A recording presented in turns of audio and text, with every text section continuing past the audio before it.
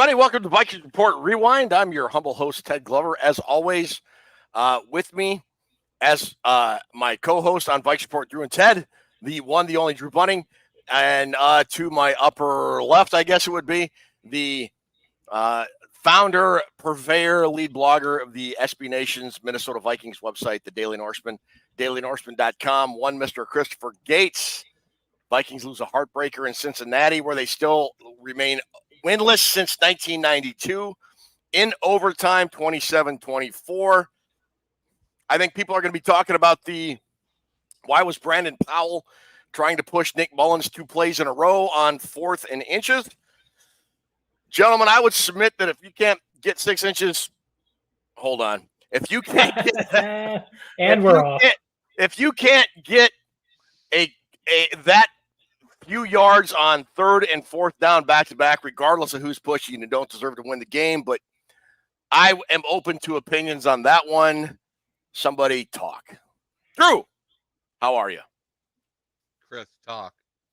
All right, I'll talk. You absolutely have to go for it in that spot. The play call was awful. You said Brandon Powell's listed at 181 pounds. And that's football weight, so that's probably like 15 pounds more than he actually weighs. Why, of every player on the frickin' roster, why do you have that dude lined up to push your quarterback? I mean, you're right. You should have been able to convert that in some way. I mean, Ty Chandler was ripping off runs left and right. Why not give him an opportunity? But, they had so many opportunities to win this game, and they managed to piss every single one of them down their collective leg. And now they had a shot at winning the North if they could have kept winning football games, and now they really don't anymore. And there's nobody they can blame but themselves. Yeah, Drew, I kind of thought the division was still a fairly remote dream, but still a dream with the way Detroit's been playing. But now I don't think that's an option. Do you? The Vikings do not deserve to get anywhere in the postseason. They don't. They don't deserve it. They don't earn it. Come on, man. That was incredibly ridiculous. Lord knows you give it to the guy who has 120 yards plus rushing come on. The Vikings do everything they can to lose a game. And I imagine when it was 17-3, KOC was walking up and down the sidelines going, I won't stand for this shit. I won't stand for it. We need a close game. Whoever doesn't make this a close game, I'm going to fire him. How do you lose a game like this? You got it. Maybe you let go of control of it in the 4th quarter a little bit, probably because you're playing, not to lose. But overtime, how do you down there and you don't convert? I mean, that is terrible. I don't even know what to say. It's getting hard to cover this team. It is, because they suck and they don't deserve to go to the playoffs. They deserve to get their ass kicked the next 3 weeks. That's what they deserve. Because if you can't win this game, you're not going to win the rest. They had this game, Ted. Like Chris said, they had it over and over and over again, but our fucking head coach, I don't know. You talk, because there's no excuse as far as I'm concerned. You got to make plays when they have to be made. And the Vikings make huge miscues every time they need to play. They've been doing it all year. They did it the second half of last year. They pissed this game away. They tried to lose. I mean, come on. When you're up 17-3, you don't give up a 3rd and 21. Nope. When you're up 17-3, I honestly thought, with the way the Vikings defense had been playing when the Vikings went up 17-3, that I don't want to say it was over, because, I'm a Vikings fan, and historically I know what happens. But with the way Brian Flores has had the defense playing the last, month and a half, since, even longer than that, since week 6 or week 7, maybe week 8, that you kind of felt, geez, I don't see the Bengals with a backup quarterback scoring 14 points to tie this. I mean, they didn't. They scored 24 to win. Yeah, Drew. I mean, I can't disagree with you, brother. I can't. I mean, I You know what boggles my mind the most defensively? what's that? Brian Flores figured out in the first half the only way brown nose beats you is by these quick outs, these dump offs, these short passes. That's the only way that guy's a good quarterback. And you notice in the first half when we shut that down, he's shit. He's not very good. Yeah. And then in the fourth quarter, we were allowing him to throw the dump offs, the quick outs, the tight end over the middle. They were just giving up play after play after play. And it seemed like, why would you get away from what you were doing to him earlier? I don't get it. And I've been backing the defense every week, as I should be. And it's like, what are they doing with Browning? Why do they change? Why are they covering? And then every time they need a deep ball, they complete it. It just went to hell. This game went to hell in a handbasket, and it's not good for the head coach. This is not a good look for the head coach. I mean, you can't lose a game like this. You can't. Just like Tampa Bay, just like Broncos, just like Bears. When are you going to stop losing these games you're supposed to win? Win. Won them last year. Maybe it's regressing to the mean, but I don't know. Look, hey, before we get going any farther, folks, we got some folks joining us in the chat room, and I appreciate everybody who joins us and watches and comments. Because of your support and the amount of feedback we get, we like to give away a prize at the end of every show. What we do, all you need to do is make a comment in that'd be over. Oh wait, no, it's over that way. The way I'm seeing it. Yeah. I don't know why it shows up on screen. Anyways, Chris, pick me up. I'm in a bad mood. I'm in a bad time right now. Hang on. Just make a comment. You'll be eligible to win a prize. The more people we get, the more comments we get, the more we love it. We might give away more prizes. If you could get Drew in a good mood, if you could get Drew to laugh by a comment, I'm going to give you a prize. I am fed up. I am fucking fed up with this team. The first person that can make Drew laugh in the comments gets a prize. And put that Michigan versus everybody shirt down. Maybe they should watch Michigan more because Michigan doesn't do this bullshit. Chris, pick me up because I am down. I am more down now, guys, than I have been the whole season. This game, I am down, Ted Glover. I am bummed, and I am bummed. If we want to go on about coaching, and I can understand that we want to go on about coaching after a game like this, why is it that Kirk Cousins is the only quarterback on the Vikings roster that understands that sometimes taking a sack is okay, or sometimes throwing the ball away is the right answer? What the hell was that Nick Mullins did at the end of the first half where he hit the defensive lineman right in the freaking helmet as he was falling down? I mean, this team had... This game should have gone into halftime with the Vikings up by 2 or 3 scores. It was 7-3 going into the half, and they had 2 turnovers in field goal range. And, I mean, we saw it with Dobbs. Dobbs didn't know how to throw the ball away. Dobbs didn't know how to take a sack. And now Nick Mullins doesn't know how to take a sack or throw the football away when it's called for. I mean, we've seen all year, if this team doesn't actively sabotage themselves, they're good. But they keep shooting themselves in the foot constantly, and you can't always just expect to overcome these mistakes. It's just not how that works. I don't understand why these coaches can't tell the quarterbacks that, sometimes you just live to fight another day. Don't do anything stupid like throw the ball as you're damn near laying flat on your back and hit a defensive lineman in the frickin' helmet so that it goes into his hands. I mean, terrible. They had so many opportunities to win this football game, and like I said, they managed to piss away every single one. All right, I got a couple of comments, Drew. Let's see what we got here. Drew, after this game, could give the Jerry Burns post-game presser a run for the money. Whoever said that, thank you. That picks me up. All right, that was Jay Johnson. Hang on, we're not done yet. Drew is down lower right now than a worm's tits.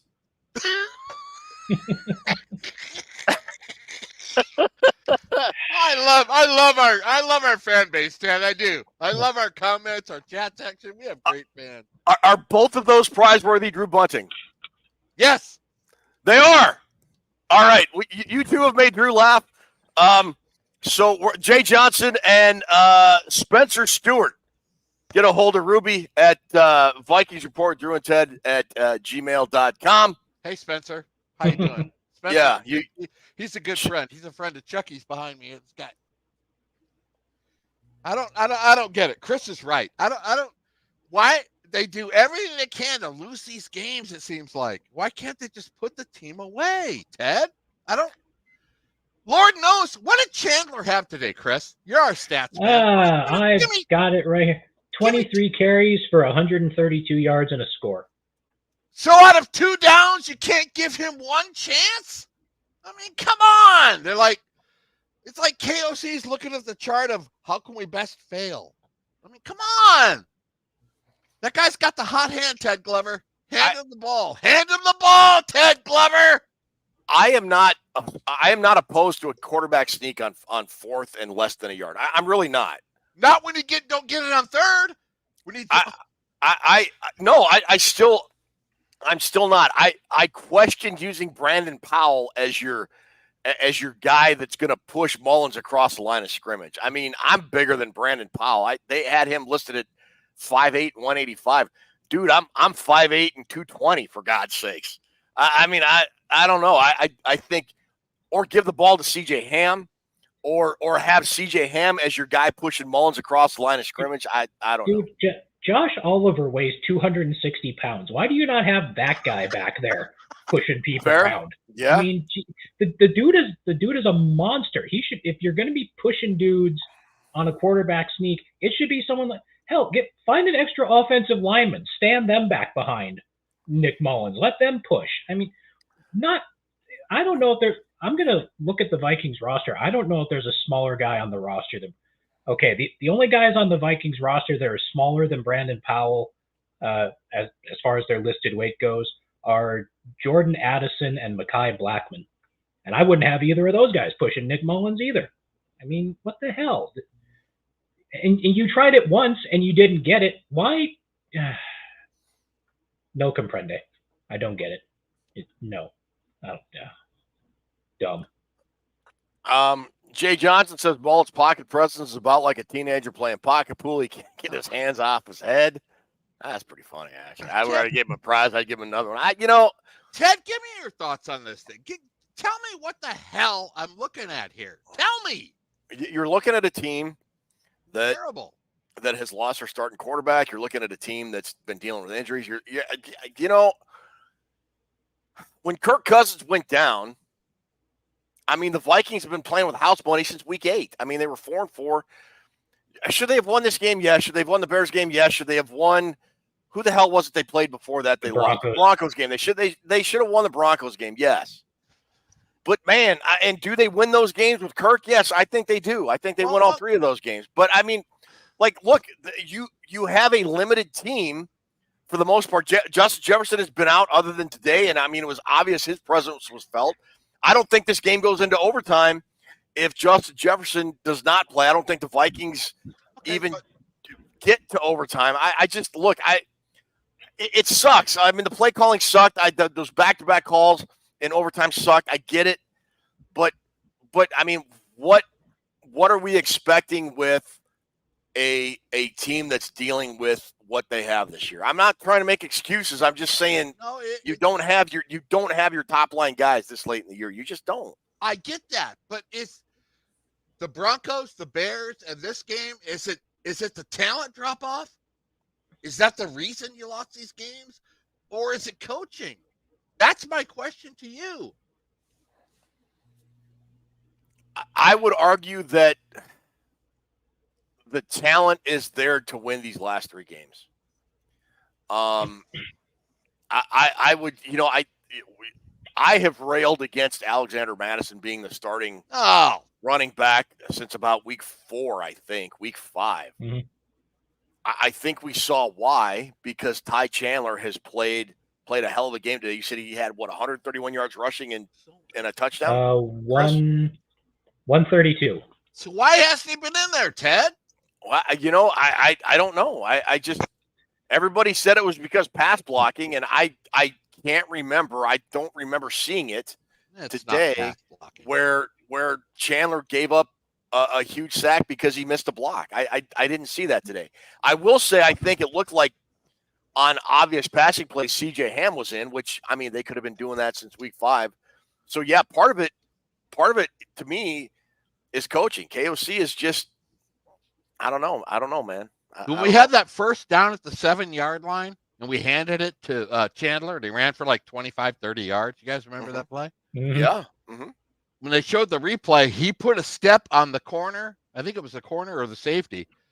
Madison doesn't do that. He put the juke that led to the burst off the side. And I've seen a lot of runs today where I'm thinking there's no way Madison can do that. Why is it taking 3 fucking months to get him in there? What the hell's wrong with our head coach? You can't see the talent in front of you during practice? Chandler is clearly a better running back than Alexander Madison. Clearly. As a pure runner, I agree. Yeah. It's clearly. Just wait until next week when Madison's back and he's running back 1 again. Kevin Cutter says, what WTF coaching? It's turning the ball over in the red zone. I mean, look, man, Mullins had 2 terrible turnovers in the red zone. You get a field goal. Yeah, those were bad. You get 2 field goals there and the Vikings win. It doesn't even go to overtime. Right. Yep. And I would argue that, I mean, yeah, in the first, 5-6 weeks of the season, the Vikings turned the ball over in the red zone, I think, every damn game. But by the time they got to Green Bay, they had solved that. And does Kirk make that mistake? Twice? I don't think so. I doubt it. I wanted to bring up at the beginning of the show. How about the Kirk haters now? Let's get a feed from them now, because with Kirk Cousins, we're probably winning the division at this point. Yeah, I think so, Chris. I think if you hate Cousins absolutely. now, you're lost. Mm-hmm. Trooper 88, the Vikings are trying to kill Drew. Yeah, well, They've been doing that since 1975. Alabama's going to do that on New Year's Day, but what do I know? You know what, Ted? Shut the hell up. Oh my God, here we go. That's the only thing I got to grip onto at this point is Michigan versus Alabama. No, it's the Vikings. I know I don't want to sound like I'm too much ripping on KOC because Cousins and then JJ was out all those games and this and that and this and that, but you shouldn't be losing these games. They shouldn't have lost today. I mean, come on. No, I 100% agree with you. This was a winnable game. The Bears was a winnable game. Ridiculous. I think so, the one comment said, you got the turnovers in the red zone. That's a huge part. Sure. But you can also, to a point, I agree with you about coaching, Drew. I really do. I mean, look, part of coaching is personnel, and I think you could have made a strong case to bench Josh Dobbs at halftime of the Bears game. I think if you do that, they beat the Bears. I think Mullins comes in and they beat the Bears. I thought Mullins played well enough to win. I mean, Christ, he had almost 300 yards passing. I mean, 2 horrible red zone turnovers. I get it. But he made some throws, and Justin Jefferson made an impact. Jordan Addison made an impact. That one throw Mullins had to Addison for the 38-yard touchdown, I think, to put him up 17-3, was a really good throw, catch, and run. I mean, that's not something that a lot of people execute in the NFL. So, but then again, with Nick Mullins, Drew, you and I talked about this on our pregame show, that the thing about Nick Mullins historically, he's thrown 25 or 28 touchdown passes, I think, but 23 interceptions. I mean, he has a penchant for turnovers, and he made them at the absolute worst possible time today. No, I will say this. He did. He made some horrible turnovers, but he bounced back. He did. And he led his team down even it was 17-17, he led his team down the field to a touchdown, and he didn't let it affect him to where it ruined his game. I don't have any problem with Mullins. I mean, besides those turnovers, I think he bounced back fine. Yeah. And that's what you look at it, your quarterback is, are the turnovers going to ruin him for the rest of the day, or is he going to be mentally strong enough to bounce back? And he was.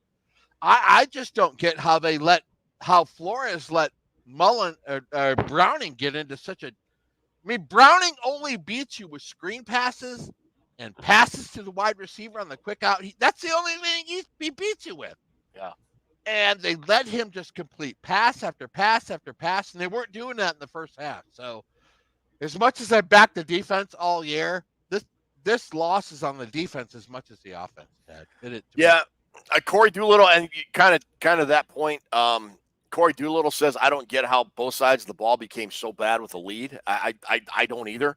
I mean, when it was 17-3, like I said earlier, with the way this defense was playing, I thought the game was over. And then Vikings Uncensored, our good friend Ryan Johnson, Rhino, Bing Bang, making copies, said the defense let us down in the fourth quarter too, which is very true. I mean, the Vikings have given up, Chris, one touchdown in the last 3 games? What was Yeah, it? they gave up the one touchdown at the end of the Broncos game, and then none against the Bears, and none against the Raiders, and none in the first 3 quarters against the Bengals, and then they gave up touchdowns. Yeah, 3 of them. So that's it's the Vikings. We shouldn't expect anything less. And I usually rip on the offense, Ted, but the offense gave us a 24-17 lead late in the game. That should have been good enough. Yeah. What was Nick Mullins' passing totals, Chris? Do you have those up still? I do. Hold on here. He was 26 of 33, 303 yards, 2 touchdowns, 2 picks. Look, that's a good line for starter, backup, whatever. When you have a backup quarterback that throws for 303 yards and a second string running back that throws for 131, and you have an offense that scores 24 points. And look, we can bitch about the play calls on 3rd and 4th down in the overtime. I get it. I'm not saying that's not a factor. But when you have backups putting up those numbers, that should be enough to win a football game. It should. Tell me I'm wrong. Tell me I'm wrong, Drew. You're not wrong. It's just you got to. You're damn right I'm not wrong. That overtime drive, I mean, it was looking really good. You had to pass to Hawkinson. All right, we're moving the ball down the field. We look like KOC came out in overtime on offense being really aggressive. Threw the ball on 1st down. We moved down there, and then you get down to the 40-yard line. It's like, give me that chart where it's less percentage. I think the problem with KOC throughout the season is he gets aggressive to the point where he just doesn't anymore. Stay aggressive. Stay aggressive till you score. Stay aggressive the whole game. That's what bugs me about that guy. I didn't have a problem with tonight with play calling, Ted. He did a lot of play action on 1st down. Yeah. He did a lot of square outs. He did a lot of getting Mullins, over the middle to JJ. I mean, he still had the up the middle stuff that wasn't going to work, but I think that it wasn't really the play calling tonight until it got to that overtime. He was really aggressive in overtime and until he crossed the 50, and then he got gun shy. And it's like, dude, give it to Chandler, dumbass. Give it to him. I want to talk to you about that. You and Chris, I want your comment on this. Yep. At one point you taught it was late in the game. And the momentum, the Bengals had scored a touchdown and the momentum had kind of shifted, and they gave the ball to Ty Chandler. I think it was 17-10, and they gave the ball to Ty Chandler on 1st and 10, and I think he got 1, maybe 2 yards. And the Vikes went 3 and out, and you shot me a message and you said, when they ran the ball with Chandler on 1st and 10, I knew it was going to be a 3 and out. Do you remember that text you sent me, Drew? Yes, I do. I was not against that play call at that point in the game because, like you had said earlier, Ty Chandler had been playing a very good game, and he was getting consistently something Alexander Madison hasn't done, by the way, consistently getting 4, 5, or 6 yards on just about every 1st down call. So, I mean, look, I get it. We kind of have this Pavlovian response at this point with the Vikings running the ball on 1st down because they hardly ever get anything positive out of it, but they were doing well on 1st down running the ball today, Chris, for the most part, I thought. Did you know what I'm talking about there in that drive? I mean, yeah, the first few drives, I mean, they were handing the ball to Chandler on 1st down. He was ripping off 7 or 8 yards every time they handed it to him. So I didn't have any problems with them giving the ball to Chandler because he was productive with it. Like you said, Madison doesn't get those kind of yards on those 1st down runs because I don't know if it's just the way they're designed, if they're trying to get Chandler more to the outside than they were with Madison or what have you. But yeah, Chandler was productive on those first down runs, so I didn't have a huge problem with it or anything. But yeah, I see the comment here. Yeah, Chandler wound up with 132 yards on 23 carries. But yeah, I didn't have any issues with him. I didn't think he had very many carries that got stuffed. It seemed like he was making decent yardage most of the times he got the ball. But yeah, there are sometimes you just get that feeling, like Drew said, and that was one of those drives, unfortunately. But you know, I didn't have a huge problem with it just because Chandler was pretty productive for most of the day. Got a comment from Ron, and Ron, if I mispronounce your name, it's not intentional. Kianfici, he says you're wrong, Ted. The turnovers negate the passing yards. Sorry, you only get so many offensive possessions, and Mullins' boneheaded execution cost the team. First of all, if you have issues with me, the line forms behind my family. It's a very long and distinguished line. But again, I go back to the fact he's a backup quarterback, but that's a very valid point. Let's see what else we got. Let's see. Drew, I disagree with being aggressive. This is from Nelson Williams. Drew, I disagree with being aggressive all the time. If he just calls running plays on the two that ended in interceptions, we have 6 more points. So address that point by Mr. Nelson Williams. You're not playing for 6 more points. You're playing for 14 more points. Okay. That's the bottom line. That's the Harbaugh way. You got to play it for touchdowns. You got to play everything for touchdowns. At KOC, a lot of times he plays for field goals and holding the lead. We're going to keep the 7-3 lead. We're going to keep this lead until the end. I have a question. Yeah.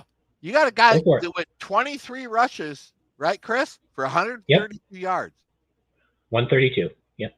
Why haven't you started him all year? Did somebody have the balls to ask KOC that at the press conference? Of course they won't, because they all have to be vanilla, watered down comments. This is the guy that should be playing all year. How do you avoid that? What answer do you give for playing Madison over? I mean, we're at the end of the season. It's too late now, but this guy clearly showed tonight he should have been the running back from week 1. You can't see who the better running back is, then you don't deserve to be head coach. You don't. So you're going to fire him? I don't know.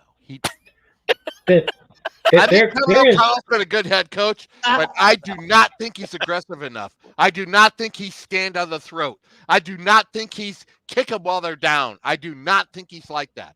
I believe that he is sit on a lead no matter what it is, 10, 12 points, and we'll try to milk it out. He's not ball busting enough. He's not. Chris, before you comment, I just want to say, Drew, when I asked you when you fired me, you just went, I don't know. It feels like you were Paul Castellano when a capo came up to him and said, I'd like permission to whack this guy because he's infringing on my territory. Sparks. I don't know. What about Sparks Steakhouse when he got out of that car at Sparks Steakhouse? I'm going to have a nice dinner. Yeah. You're going to get whacked. Right. Chris, so the Vikings are now 7-7. They have pissed away the last 3 of the last 4 games.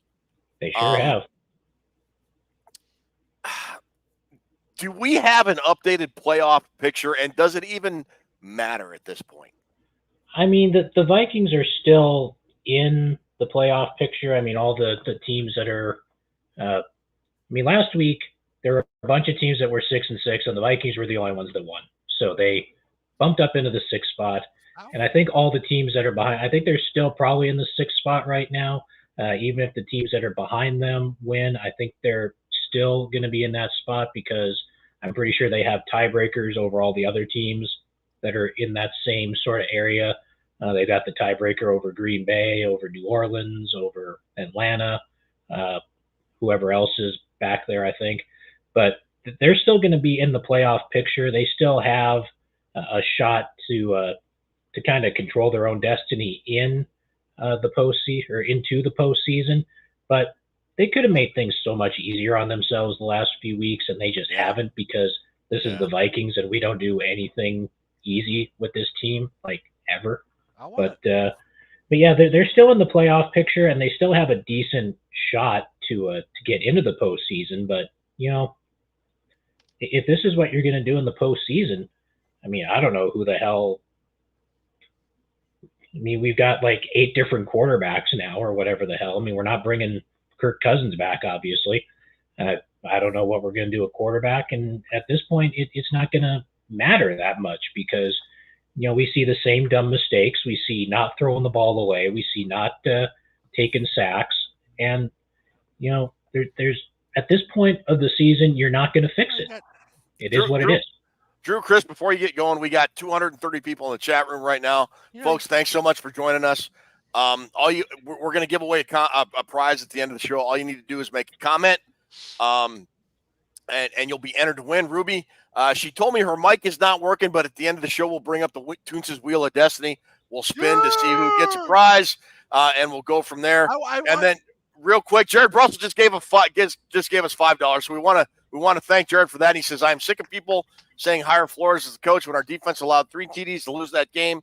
We are on our 4th quarterback. Cousins wins these games." Drew, go ahead.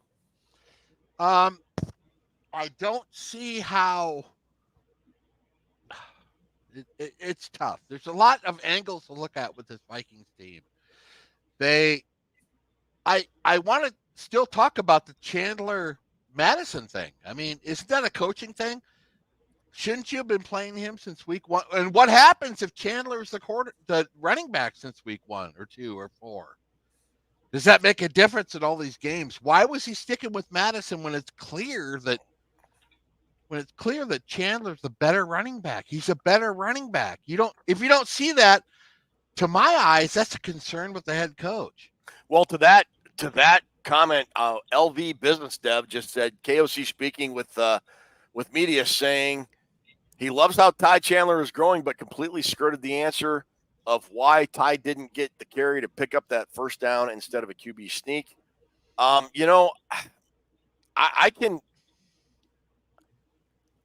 can get on board with that. I don't think it's a fireable offense. Again, when you're playing with, well, maybe not fireable, but come on, man. I agree with you that like, look, when you lose a guy like Kirk Cousins, you have got to figure out something. And I would have put everything on the table. I would have challenged the team. Like, I'm going to put the best players out. Whoever's going to win or who is ever better, I'm going to put them on the field to give us the best chance to win. And I agree with you. I don't know why Ty Chandler hasn't been playing for 4 or 5 weeks now. Well, longer than that. I can see going with Madison to start the season. It's a good comment by Sarah. Good comment by Sarah. Oh, Cousins did what the Cousins won, didn't win against the Bucks, or Chargers. So to say Cousins would win is ridiculous. That's fair. I mean, early in the year, the Vikings offense was very, very chaotic, unorganized, turnover prone, and they lost games they should have won with Kirk Cousins as well. That's very fair. But yeah, I can't answer your question, Drew. I mean, Chris, maybe you have a better answer than I do, but it seemed obvious to me a long time ago that Ty Chandler was your better guy, even though people were saying Madison was better in pass protection. I wasn't seeing it, but that's just me. But the position is not called pass blocker; it's called running back. and if you want the dude that's best at the job, then Ty Chandler's the guy. I mean, I don't know if it's been obvious the whole season, Chris. The whole season. You're preaching to the choir here, man. But I mean, I don't know if it's some kind of weird misplaced loyalty thing with Madison or whatever, because he sat for 4 years behind Dalvin Cook, and now Cook's finally gone, and it was his turn to be the guy or whatever the case may be. But that's not a reason to stick with somebody. It's just it's not. No. I don't want KOC fired, Ted. I want a new play caller. I want some new blood to interject what we got the defense to win a title. We do. Yeah. And as much as they gave up tonight in the second half, I know that. I know all that. But Flores has it figured out. Go, KOC Ruby, doesn't. KOC Ruby, does not. can you go back to the comment from Jay Johnson here about what O'Connell said about the personnel change? I've got it up. I highlighted it. He said Brandon Powell was behind Mullins on that 3rd and 4th down call in overtime because the Vikings wanted to stay in 11 personnel, O'Connell said. He didn't want to change personnel and give the Bengals a chance to put in a goal line defense. I like Kevin O'Connell, but that is the dumbest shit I have ever heard. if the object is not to be cute, it's not to fool anybody. It is to gain less than 1 yard. You put the group of dudes in there. I don't care if you put 8 offensive linemen in there and Josh Oliver behind Nick Mullins to push him forward. Put the dudes out there. Let the Bengals match up with you however they want. You put your dudes out there that you think have the best chance of getting you that less than 1 yard, and then you can put your 11 personnel back in the game. Put the personnel in there that's going to get the job done. Stop trying to be cute. Do not have your 180-pound wide receiver pushing your quarterback into 300-pound defensive linemen.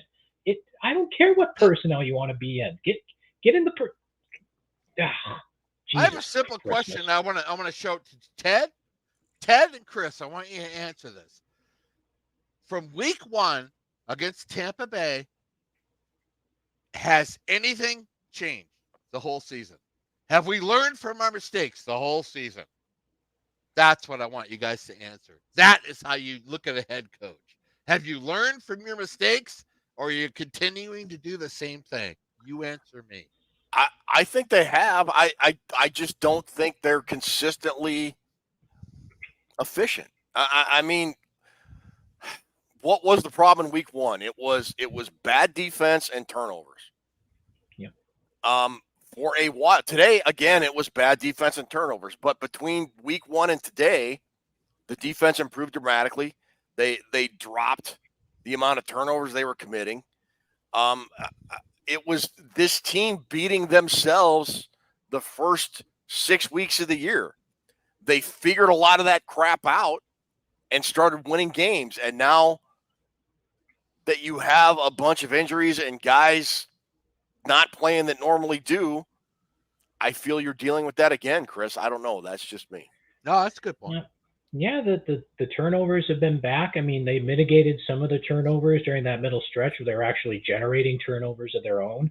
I don't know what their plus minus margin in the turnover thing for the season is now, but I mean they had some bad luck early in the season. I mean, you talk about the Chargers game from earlier.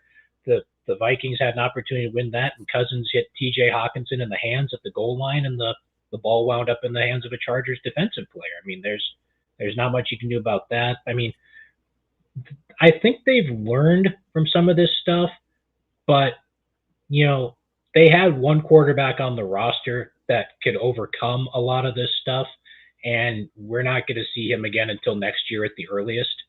So, I mean, he's doing what he can with the hand he's been dealt at this point. I mean, Nick Mullins has been a career backup for a reason. Josh Dobbs has been a career backup for a reason. Jaron Hall, sure, he looked great for a quarter until he got concussed, but I mean, the coaches see him in practice every day. So if they don't think he's it right now, then he's not it right now. This team and this franchise took Kirk Cousins for granted for so long. I agree. And now that he's out, nobody has any idea what the hell to do. I mean, we talked about the way the offense was being called, and you have a quarterback with Josh Dobbs who's not a drop back quarterback, and you're still calling the offense as if you've got a drop back quarterback back there. And Nick Mullins is as close to Kirk Cousins as what you currently have on the roster, but he's not in the same universe as Kirk Cousins, talent-wise or ability-wise or anything like that. So, when you lose a guy like Kirk Cousins, and Ted said this a bunch of times before, they've been playing with house money ever since they won the Green Bay game. I mean, we shouldn't have expected a hell of a lot, and the fact that this is the Vikings and they lose these games in the most agonizing and terrible fashion possible doesn't mean that, the expectations should have changed. I mean, they've still got a shot at the postseason, and it's always nice to get to the postseason, whether they deserve it or not. But they're overcoming as much as they can, but they just haven't been able to overcome the loss of a guy that I think we can all admit now is a top 8 or top 10 quarterback in the National Football League, and there are very few teams that probably could. Okay, couple things real quick. Jason Feenhag, Drew, did I pronounce that name right? Fanagi. I always screw that up, Jason. I'm sorry, it's not intentional. Also dropped us a $5 contribution. Thank you very much. And look, our guy, our guy with the with the wavy blonde supermodel hair, Tyler Fornes, the real Forno. I just saw this tweet from him a few minutes ago. He said, "Look, if you want to fire a guy that is 20-11 as a head coach and 3-3 with backup quarterbacks, you're just mad at the results." And I'm not fire him. I'm not fire him. Not talking about you, Drew, but there are people in here that are wanting to fire KOC. I get it. The process is mostly good. Execution needs to be better, and that's fair criticism. But he's clearly a very good head coach. I agree with that. Look, I think I could get on board with a new play caller, but how do you know that the next guy is going to be better or worse than the current play caller, Drew? Well, how do we know he's not going to be? He could be better. Fair. Okay. Yeah, I've seen what I've seen so far. I will leave this to both you guys to answer. Is KOC too soft of a play caller on offense? I don't know how to word it any differently than that. Could he be more aggressive? Is he too soft of a play caller on offense? Because to me, it looks like when he's going to cower down, he cowers down. Very few times have I seen him step up and go, wow, that's something I didn't expect to see. But you guys tell me. Last year, I don't think he got really aggressive until the Vikings. And Drew, you talked about this a lot last year. I don't think he really aired out the offense until the Vikings had to air out the offense because the defense was just not that good. This year, I think he's been more aggressive. It's hard to judge because you don't have Kirk. I mean, when Kirk started clicking, right? They won those in 4 or 5 games in a row, whatever it was. Yeah. The offense was fine. I mean, go back to that Monday night game against San Francisco. He was aggressive all night because I think he had the guys, and he knew he had the guys that could dial up whatever it is he wanted to do. And I thought he called a very good game. That might have been the high point, unless I'm thinking of a different game. But not thinking of a different game. That might have been kind of his high point as a play caller. I think he's sort of been dealing with what he's been dealt with in terms of Josh Dobbs and Nick Mullins. I thought, for the most part, he called a very aggressive game with Nick Mullins today. I mean, Mullins was pushing the ball up the field. He was completing passes, Justin Jefferson and TJ Hawkinson, mid to deep range. I just wonder what the thinking is with him in terms of, well, what play do I call relative to the personnel and the talent that I have available to call plays, if that makes any sense.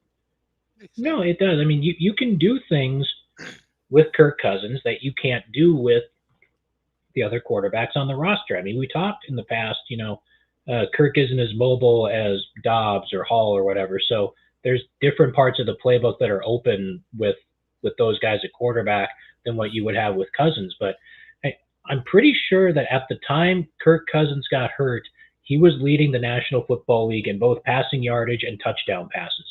Dude was playing his way into the MVP conversation in the National Football League with the numbers he was putting up. And I keep harping on it. You don't just lose a guy like that and bounce back, because the other quarterbacks on your offense, on your roster, can't do the things that dude can do. And like I said, this team just took Cousins for granted for so long. I mean, they tried to draft Kellen Mond. That dude was a complete flop. He didn't amount to anything. Right. It's almost like this team needs to go to like the Patriots philosophy, where you just draft quarterbacks every year and hope that somebody hits at some point. And if they hit, great. You flip them for draft picks or they're your next guy in line or whatever. But you know, You know, you don't just lose a guy who was. If Kirk Cousins was healthy all season, he would be a legitimate MVP candidate right now because the Vikings would probably be about 10-3 or 11-3 or however many games we played so far. And you don't just lose a guy like that and keep rolling offensively. I don't care how talented the rest of the offense is. That dude is one of the top 8 to 10 quarterbacks in the National Football League, and there's no team in the league that could just lose a guy like that and keep rolling. Well, apparently, Fire KOC is now trending on X. So, like, whatever. Yes. I mean, here's my deal with the Vikings, guys. No matter who the quarterback is, Cousins, Dobbs, Mullins, the Vikings call their best plays when they fall behind. yeah, That has been 100% agree. Yes, They for do. 2 years. Absolutely. That has been something we've talked about in the show. We wonder why. We don't get a lot of comments. It's not very noticed, but the Vikings play best when they're behind. That kind of play should not be coming from when it's behind. That kind of play should be from the beginning when it's 0-0. And the Vikings play differently when they're behind. They call play, even back with Cousins. We always talk about, Ted, on our text, when the Vikings get behind by 10 or 14, then we're going to catch up because we have better play calling. We play with more urgency. That's what they need to do when it's 0-0, and they don't.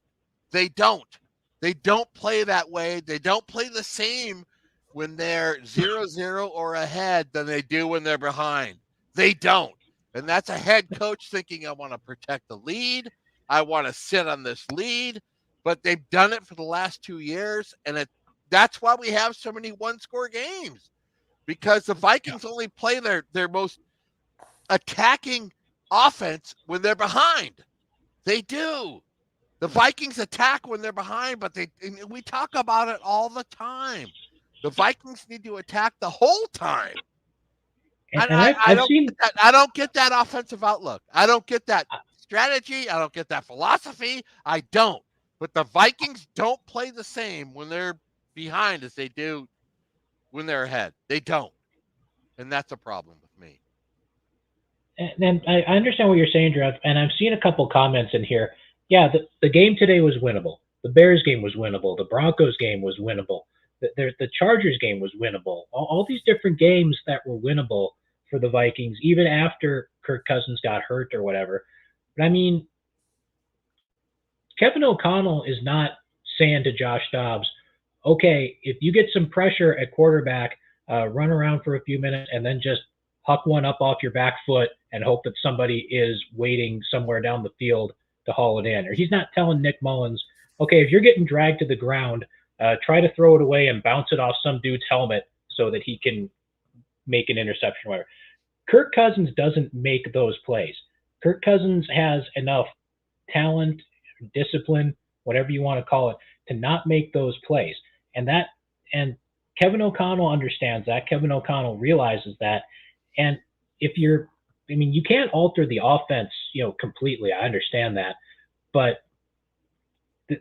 the rest of the quarterbacks can't do what Kirk Cousins has shown that he's capable of doing.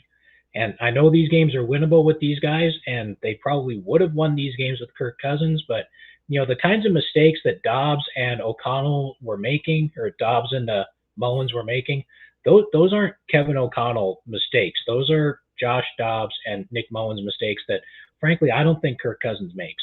And if you can mitigate the mistakes in some of these games, yeah, they win more games. Oh, you know what, Chris? They came out after Cincinnati scored to make it 17-10. They kicked off to Minnesota. Minnesota ran it up the middle, played conservative. I knew they were going to go 3 and out. Then Cincinnati tied it, right? 17-17. They kicked off to Minnesota, and the first play is an 18-yard pass over the middle to JJ. That's what you need to call when they score the first time. That's what you need to keep doing the whole game, and KOC won't do it unless we're behind or we're tied, and it's ridiculous because you have to attack the whole game. You can't change your play calling when it's 17-3. You can't change your play calling when it's 24-3 or 37-3. You have to keep attacking the whole time, and the only time he attacks is when we're behind. Look at what happened when it was 17-17. We threw that pass to JJ, and I look at Ruby and I say, why not call that shit on the last drive? Come on, dude. You can't sit. You can't be complacent in the NFL. You can't sit on a 7-point lead, a 14-point lead, a 20-point lead. You have to keep attacking. And that's been my problem with Kevin O'Connell all along. He's a good head coach, but he needs a play caller who will step on their throat, kick him in the brain, and score. That's what he needs. He's not like that. He's not that guy. He's not. Done. Okay. I'm telling you, he's not. He's not that guy. He's that guy when we were behind by 14. I've seen it over the last 2 years. When the Vikings fall behind, I'm sitting there watching the game going, all right, now our offense is going to kick ass. It should kick ass from the beginning. You shouldn't wait till you're behind. He's a different play caller when he's behind because he gets nervous and he feels like we have to make up ground. We have to make yards. We have to make points.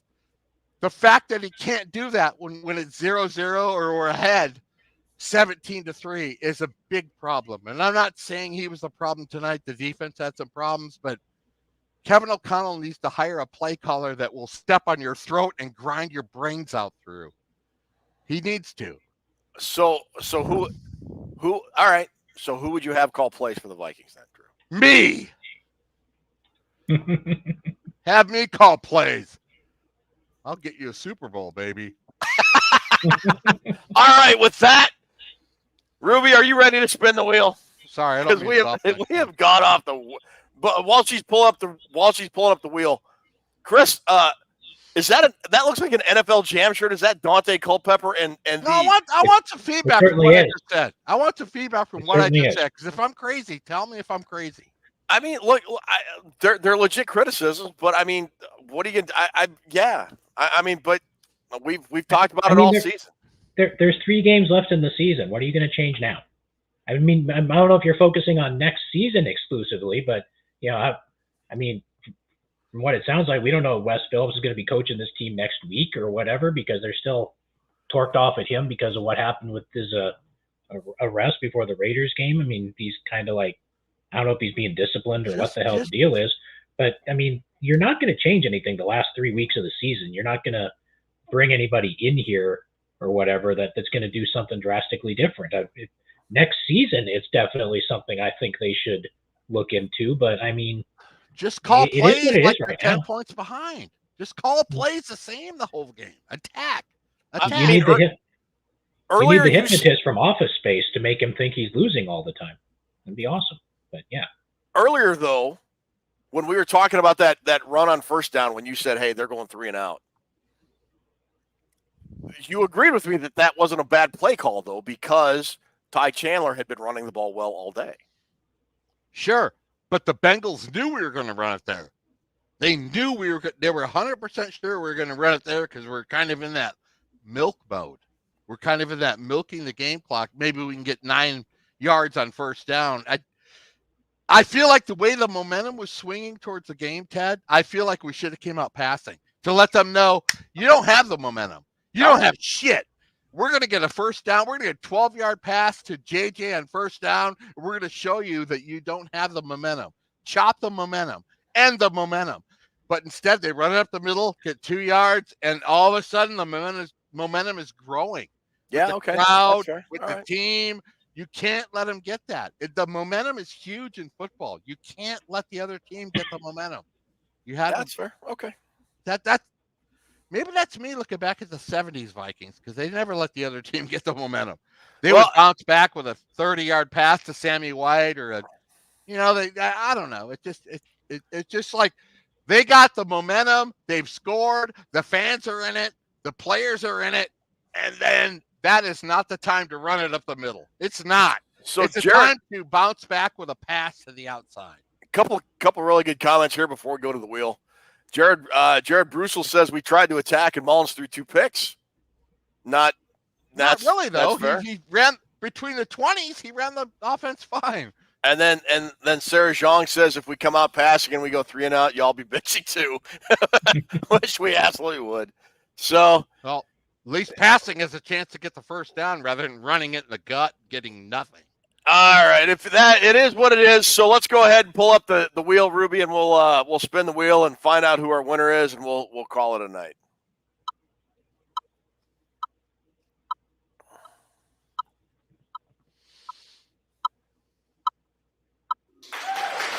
Yeah, Reggie Adams.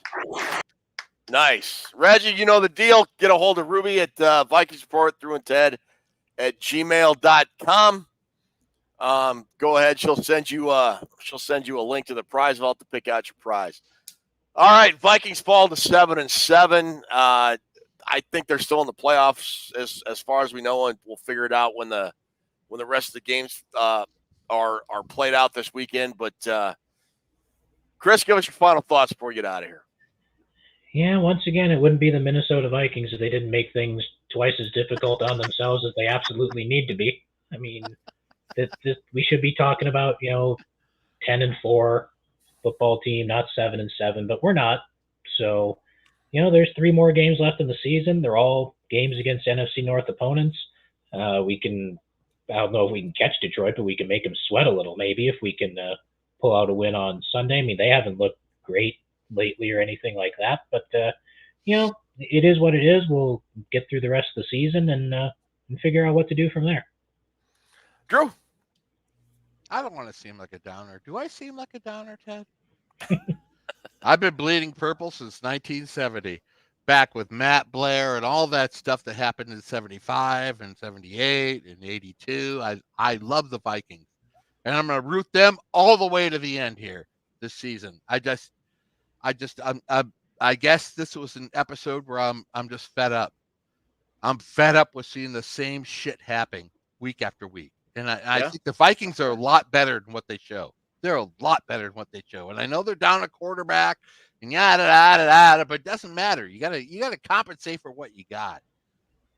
And that's what she said. I am looking forward to the Vikings last 3 weeks, and I don't want to seem like much of a downer tonight where people are angry, but I just want the Vikings are better than this, Ted. They are better than this.